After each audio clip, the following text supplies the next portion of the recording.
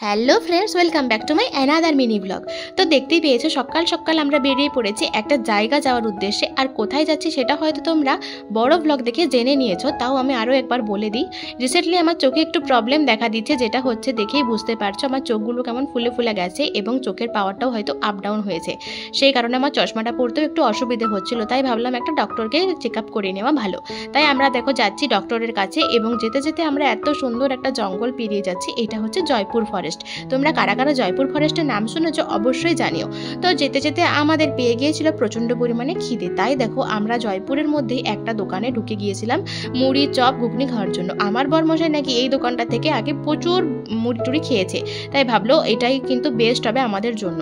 তো আমরা সেখানে মুড়ি ঘুগনি চপ খাওয়ার পরে চলে এসেছিলাম জামমনি পান ভান্ডারে। সেখান থেকে আমরা একটা বেনারসি পান কিনে নিয়েছিলাম এবং পান খেতে খেতে আমরা আমাদের গন্তব্যের জন্য বেরিয়ে পড়েছিলাম।